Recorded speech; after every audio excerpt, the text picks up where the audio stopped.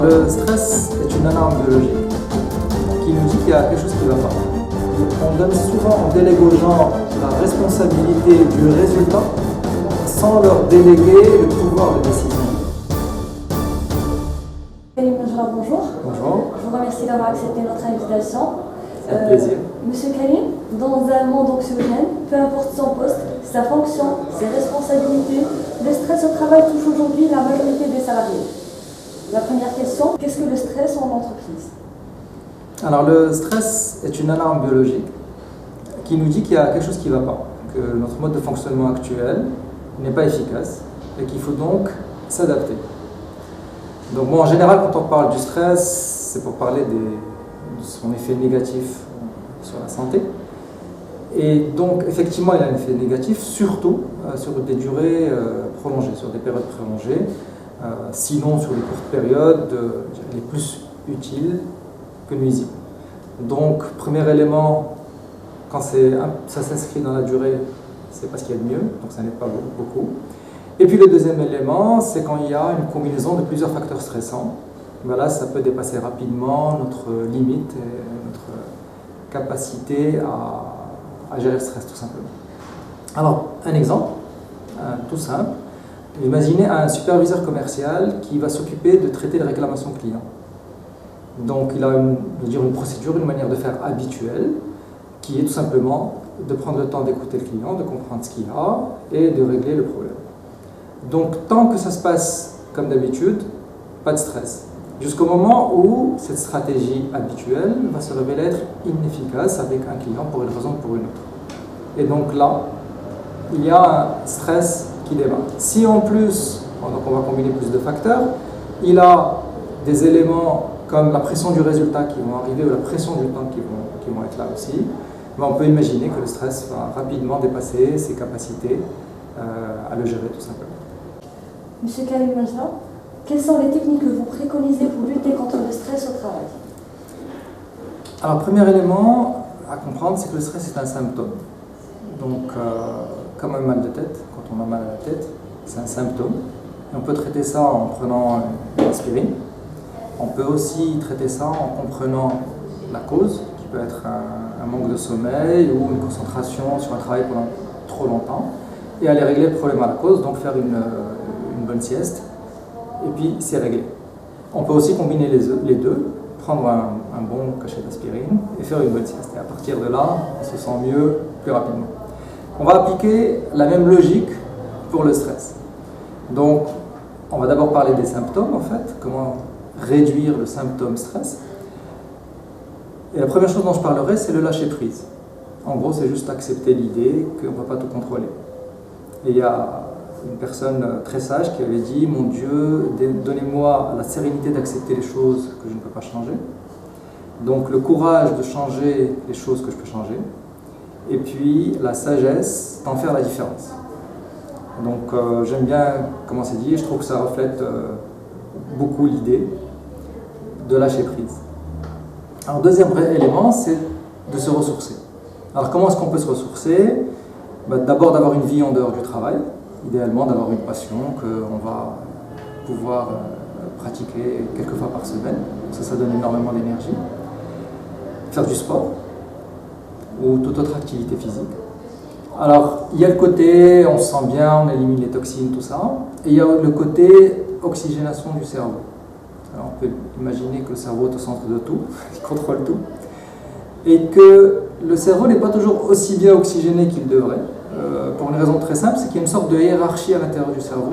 Il y a des zones, et la zone par exemple qui gère les battements du cœur, la respiration, enfin tout le côté survie, elle se sert en premier. Elle prend d'abord en premier l'oxygène, et puis ensuite, entre guillemets, elle va laisser ce qui reste aux autres zones. Et c'est avec les autres qu'on réfléchit. Donc c'est toujours intéressant de pouvoir respirer un bon coup, que ce soit en faisant du sport ou tout simplement en faisant des exercices de respiration. Parce que physiologiquement, ça a un impact direct sur notre cerveau. Alors j'insiste un peu parce que je sais qu'il y a beaucoup de gens qui ne croient pas à cette histoire de respiration. Moi-même, j'y croyais pas. Mais quand on peut voir au scanner, enfin à l'IRM, ce qui se passe dans le cerveau quand on respire normalement et quand on respire d'une manière plus prononcée, on voit physiquement en fait que les zones sont irriguées en oxygène. Donc ça aide, c'est prouvé scientifiquement actuellement. Alors, le rire aide énormément. Là aussi, ça permet d'éliminer on va dire, le côté négatif. Et ça sécrète, là aussi c'est physiologique, ça sécrète des hormones dans le corps. Donc ces hormones nous font du bien et elles restent dans le corps quelque temps après avoir rigolé un bon coup. Donc on peut utiliser les petites pauses, les plaques, tout ça. On peut se débrouiller pour bien rigoler dans la journée. En tout cas, c'est très important et à pratiquer quotidiennement. Alors là, on a parlé donc, des symptômes. Donc on a dit se ressourcer, on a parlé du fait de lâcher prise. Alors maintenant, les causes. Donc on va aller un peu plus profondément. On va parler de l'aspirine, on va parler de la sieste maintenant. C'est commencer par la pyramide moyen-résultat. Alors c'est quoi cette pyramide? C'est tout simplement, il y a des moyens à la base sur lesquels on va construire des résultats donc, qui sont au sommet de la pyramide. Et donc la logique veut que la base soit plus grande que le sommet pour que ça puisse tenir, sinon très rapidement être déséquilibré et puis ça ne tient plus tout simplement. Alors il se trouve que des études ont prouvé que très souvent cette pyramide est inversée dans le monde du travail, que les résultats qu'on attend de nous, soit parce que les délais sont courts, soit parce que les exigences de qualité sont trop importantes, soit parce que la quantité de travail est trop grosse, font que les moyens ne suivent pas. Et donc, dans une situation comme ça, là, on a une grosse source de stress qui est présente. Et première étape, comme pour tout problème, c'est de le diagnostiquer, d'être conscient de la chose et d'aller chercher des moyens supplémentaires pour atteindre ces résultats, ou au contraire de négocier ces résultats, soit à la baisse, soit dans la durée, dans le temps. Donc ça, c'est vraiment un élément important qui a été prouvé statistiquement comme étant quelque chose vraiment à prendre en considération dans le monde de l'entreprise. Alors, deuxième élément dont je parlerai et que beaucoup de personnes omettent, mais qui reste très important, c'est l'adéquation. Alors souvent on parle de l'adéquation entre le profil et le job. Et dans le profil, on met les compétences. Donc il faut que la personne ait les compétences requises pour le job. Bien entendu, c'est important. Il y a un deuxième élément qui est très important dont on parle moins souvent, c'est la personnalité, c'est le profil de personnalité. Et c'est tout simplement ce que cette personne aime faire et n'aime pas faire. Donc ce qu'elle aime faire procure du plaisir, évidemment, et ce qu'elle n'aime pas faire procure du stress.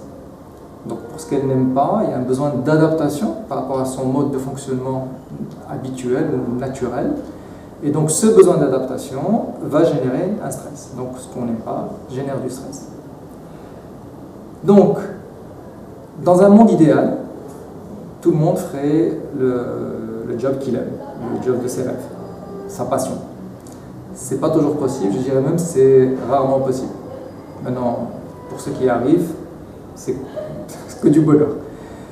Le vrai point ensuite, par contre, sur lequel il faut travailler et qui est beaucoup plus à la portée, on va dire, du grand public, c'est de travailler de la manière qu'on aime. Et là, je vais donner un exemple pour montrer à quel point la manière est importante. Prenez Van Gogh qui a vécu toute sa vie pour sa passion, donc la peinture, et c'est quelqu'un qui est mort avec pas grand-chose dans la poche, limite abandonné. Et bien cette personne qui adore la peinture, on lui aurait demandé de faire de la peinture mais d'une manière entre guillemets industrielle, genre faire des panneaux publicitaires à la chaîne ou quoi que ce soit, vous imaginez bien que ça aurait été une très grosse source de stress pour lui. Donc pour réduire le stress, il ne s'agit pas uniquement de faire ce qu'on aime, il s'agit surtout de le faire de la manière qu'on aime. Et là je vais donner un exemple sur comment donc prendre une tâche on va dire habituelle, donc prendre par exemple un analyste, donc c'était un analyste des ventes, donc qui aimait bien analyser, mais qui aimait aussi aller au contact du client. Et quand on l'a su, on l'a tout simplement proposé de le faire. Et à partir de ce moment-là, la personne était vraiment épanouie parce qu'elle a trouvé dans le job qu'elle faisait des choses qu'elle aimait. Donc, motivation qui augmente, stress qui diminue. Et ce qui se passe concrètement pour l'entreprise, c'est qu'on a une personne motivée qui délivre de meilleurs résultats. Donc ce n'est pas une affaire d'uniquement faire plaisir parce qu'on est dans un monde idéal. Ça permet de faire plaisir, et ça permet aussi, et pour certains surtout, de ramener du résultat. Donc je mets vraiment une grande emphase sur la manière de faire le boulot. Elle est vraiment très importante. Quelqu'un qui fait des tâches récurrentes, qui n'aime pas trop ça, et qui aime la technologie, on le met devant un ordinateur ou un iPad ou quoi que ce soit, il va beaucoup plus facilement s'accommoder de ces tâches que si on le laissait les faire de la manière classique qui actuellement le stresse. Donc la manière est vraiment quelque chose qui est souvent entre nos mains, quelque chose sur lequel on peut agir. Donc à partir de là, on a, on va dire, des moyens très concrets d'agir sur les causes. Et si en plus on arrive à combiner ça avec le traitement symptomatique, on peut avoir des basculements assez rapides d'une situation de stress à une situation de motivation et de plaisir. Monsieur Khalil, maintenant nous allons passer aux questions locales sur Facebook. Il y a Zélie qui est âgé de 28 ans qui vous pose la question suivante. Je viens d'être nommé chef d'équipe. Quels sont les rythmes que je pourrais instaurer pour réduire le stress et créer un climat de cohésion et de bonne humeur? Déjà félicitations pour le nouveau job. Alors, donc ce qui me vient à l'esprit, premier élément, c'est de ramener un maximum de clarté dans le job, puisqu'on peut imaginer que le contraire, donc le flou, ramène du stress. Alors, premier élément dans la clarté, les descriptions de postes. Disons que ça c'est un gros classique. On va dire, maintenant, la manière dont c'est exécuté peut faire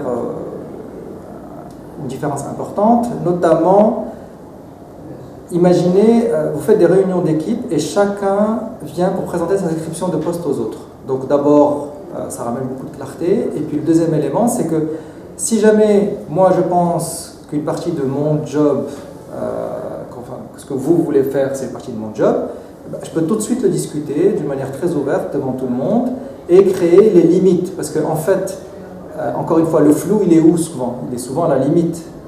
Quand c'est blanc et noir, c'est clair. C'est la zone grise qui est difficile à délimiter. Et donc la manière la plus facile, c'est d'avoir les gens en face les uns des autres et de les laisser discuter de leurs différentes descriptions de postes. Donc vraiment très très utile. Deuxième élément, là je reviens tout de suite à la pyramide moyen-résultat dont je parlais tout à l'heure. Là c'est vous le patron, assurez-vous que la pyramide moyen-résultat fait du sens et que c'est une pyramide et pas un triangle inversé. Alors, plan d'action. Encore une fois, de la clarté. Comment ramener de la clarté? C'est que cette année, qu'est-ce que je suis censé délivrer? Quels sont les 2-3 projets clés sur lesquels je dois travailler? Quels sont les délais dans lesquels je dois donc rendre le travail? Et aussi, quels sont les moyens que j'ai à ma disposition? Donc, plan d'action, c'est important. C'est aussi important de le suivre d'une manière très très régulière, d'une manière formelle et informelle, en groupe et en individuel. Donc vraiment, il va falloir combiner tout ça, avoir des sortes de réunions d'équipe une fois par mois, une fois par quinzaine, où tout le monde fait le point. Ça permet aussi de voir qui bloque qui et donc débloquer les situations. Mais aussi en individuel, parce qu'il y a certaines choses dont les gens ne vont pas oser parler devant tout le monde. Et là, ils pourront poser beaucoup de questions et avoir votre coaching, ce qu'on appelle on-the-job coaching, par rapport à comment progresser sur le projet. Donc le suivi est vraiment très important.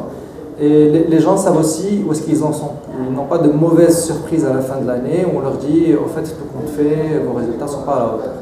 Donc plan d'action avec un système de suivi, ce n'est que là que, on va dire, la roue est bouclée, ou que la boucle est bouclée. Alors, un élément très très très important, et là encore, c'est une source de stress qu'on retrouve à l'échelle mondiale, donc c'est le pouvoir de décision.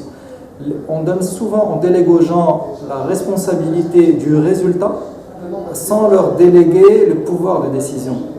Et du coup, ils se retrouvent à faire plusieurs allers-retours pour venir vous demander tout simplement l'autorisation d'agir. Bon, d'abord, ça retarde énormément le travail. Ensuite, si moi je suis le boss, ça m'ennuie.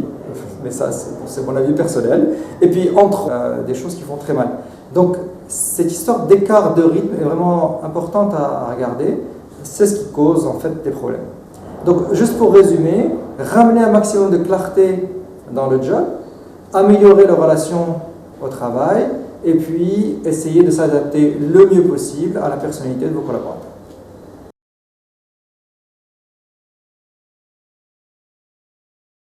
Une cause de stress. Donc vraiment, regardez cette histoire de rythme. L'image que j'ai en parlant de ça, c'est l'autoroute. Sur une autoroute, ce qui cause des accidents, c'est pas la vitesse, c'est la différence de vitesse. Si tout le monde roule à 120 km/h, c'est impossible de faire des accidents, puisque la distance reste toujours la même. Par contre, s'il y a des écarts de vitesse, ben juste entre 60 km/h et 20 km/h, c'est juste énorme, et là on peut avoir des choses qui font très mal. Donc cette histoire d'écart de rythme est vraiment importante à regarder. C'est ce qui cause en fait des problèmes. Donc juste pour résumer, ramener un maximum de clarté dans le job, améliorer les relations au travail, et puis essayer de s'adapter le mieux possible à la personnalité de vos collaborateurs.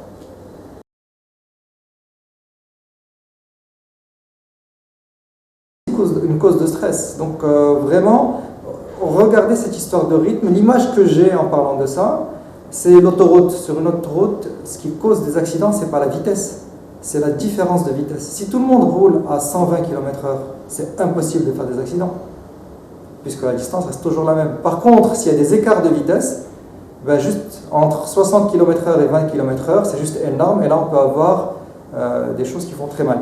Donc cette histoire d'écart de rythme est vraiment importante à regarder. C'est ce qui cause en fait des problèmes. Donc juste pour résumer, ramener un maximum de clarté dans le job, améliorer les relations au travail, et puis essayer de s'adapter le mieux possible à la personnalité de vos collaborateurs.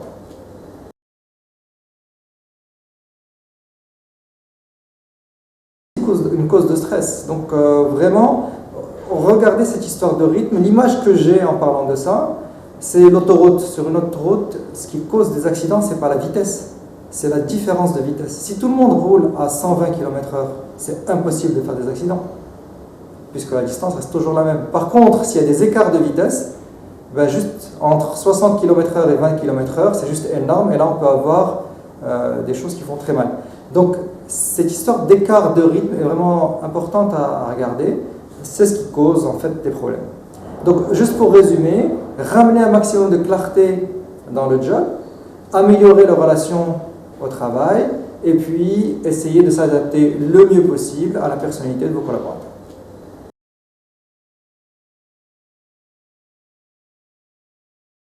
Une cause de stress. Donc vraiment, regardez cette histoire de rythme. L'image que j'ai en parlant de ça, c'est l'autoroute. Sur une autoroute, ce qui cause des accidents, c'est pas la vitesse, c'est la différence de vitesse. Si tout le monde roule à 120 km/h, c'est impossible de faire des accidents, puisque la distance reste toujours la même. Par contre, s'il y a des écarts de vitesse, ben juste entre 60 km/h et 20 km/h, c'est juste énorme, et là on peut avoir des choses qui font très mal.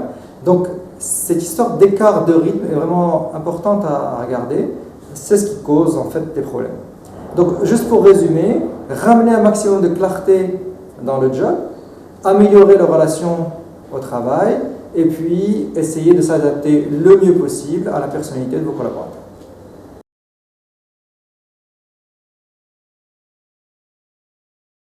Une cause de stress. Donc vraiment, regardez cette histoire de rythme. L'image que j'ai en parlant de ça, c'est l'autoroute. Sur une autoroute, ce qui cause des accidents, c'est pas la vitesse, c'est la différence de vitesse. Si tout le monde roule à 120 km/h, c'est impossible de faire des accidents, puisque la distance reste toujours la même. Par contre, s'il y a des écarts de vitesse, ben juste entre 60 km/h et 20 km/h, c'est juste énorme, et là on peut avoir des choses qui font très mal. Donc cette histoire d'écart de rythme est vraiment importante à regarder. C'est ce qui cause en fait des problèmes. Donc juste pour résumer, ramener un maximum de clarté dans le job, améliorer les relations au travail, et puis essayer de s'adapter le mieux possible à la personnalité de vos collaborateurs.